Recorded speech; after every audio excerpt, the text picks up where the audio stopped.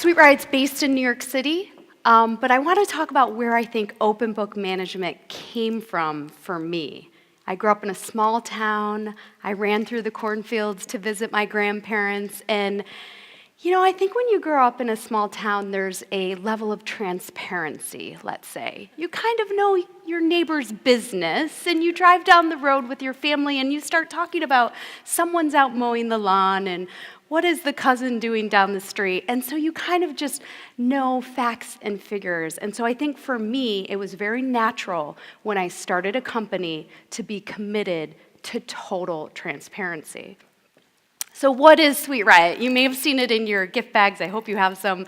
We are a Change the World chocolate company. We've gotten lots of great media, and we sell at incredible, wonderful stores like Whole Foods. And to build a soulful company, I wanted to be rooted in principles like freedom in the workplace and WorldBlu. So we've actually been on the WorldBlu list 7 or 8 years, almost since the very beginning.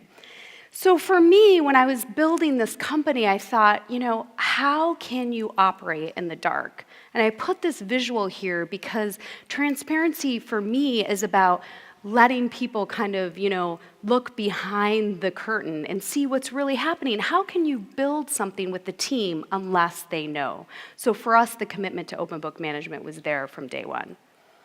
So one thing I've learned is with freedom comes accountability, and with freedom comes the need for structure and systems. You can't just talk about it. You actually need to have a way that you execute it at the company. So I'll just give you a few ideas that we use at Sweetriot. The first is, if you're going to practice open book management and open up the numbers, for me, the second step was opening up ownership of the company.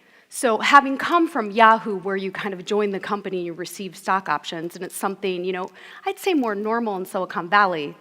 When I moved back to New York City, it's not normal.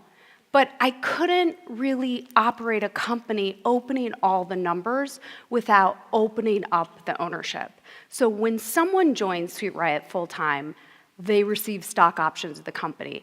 They do vest. You have to prove yourself over time. It's not like we're tossing out ownership in a random way, but they come in and we call them right away, rioters, and they enter our community owning a part of the community, and that to me is a fundamental part of open book management for us. The other thing we do is we align with the vision of the company together. So I have one visual here, just so I hope you can take that as a nugget. It seems like such a small thing to have little sticker dots at a meeting. How many of you have sticker dots once in a while at a meeting? These sticker dots are really awesome for voting.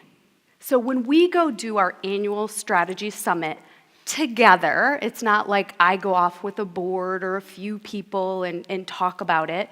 We go together and we discuss what are the main initiatives, what are the core strategies we want for the next year. We start voting at that point. The colored dots come out, and we're in a retreat room or wherever our summit may be, and we're voting as a team. And colored dots are so visual and so awesome when they're up on easels or posters around the room. It really easily, especially for the facilitators in the room or the CEOs that are trying to manage a team of people, it's a great way to visually see what's really coming to the surface. Which one has 5 colored dots? Which one has 0? Which one has 17? It helps you shape that annual plan or that 3 to 5 year plan, really taking into account not the loudest voice in the room, but the group of people that are sitting and talking about the initiatives. The other thing we do is, it's not just about saying open book management is important, we practice it. Everyone gets stock options and ownership because you're going to know the numbers, and so you're going to have a slice of ownership. It's not just group planning and coming up with a strategy. The last piece, and this might be the most important piece, is practice. Practice is not an annual thing, and practice is not a policy. For us, it's weekly. So there are 2 things. We used to just have the sweeting. The sweeting was the, where are we at on that revenue target? What's the cash balance in the bank? Like checking in on the big numbers for the company. Are we hitting that weekly, that monthly, that quarterly goal? Like how are we doing up against it? We used to have just the sweeting, and we still have the sweeting, the main weekly team convening. The meeting we just added is because a great entrepreneur somewhere along the way said to me, have you read this book, the 4 Disciplines of Execution? This book talks about not the end goal, but what are all the leading indicators that if you don't hit them, you're never going to hit your end goal. So in our RIGS meeting, which in this book they call it your wildly important goals, they're kind of like your sub-goals leading up to that, like, let's say, revenue number. We call them, of course, at Sweetriot RIGS, the riotously important goals. And we sit there and we literally analyze what needs to be happening in the New York City sales department for them to hit their revenue goal. How many samplings need to happen a week? How many little merchandising units have to happen a week? How many store visits have to happen a week? How many calls have to happen a week? These are the leading indicators up into your main goals. And if you start to miss all your leading indicators, guess what? You don't meet your final goals. The last thing I'll say about this meeting is I run it, and I red, yellow, green with the team live down the list of indicators.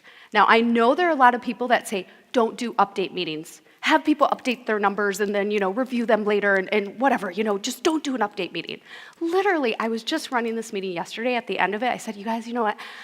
I know I'm not into meetings, but I know we shouldn't be updating in a meeting, but I'm so happy we sit and update together in this meeting because it's an open discussion.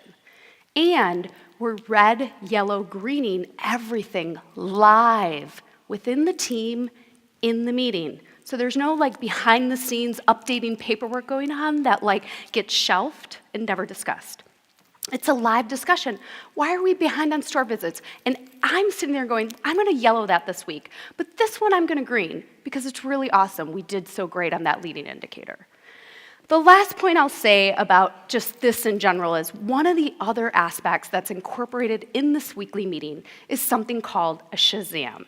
Now, this is just a name that we made up well before the Shazam application on your phone. Shazam for us is just a form of recognition. So I think if you're going to practice weekly with your team in 1 or 2 or however meetings you want to have, you got to have a little spunk and fun within it.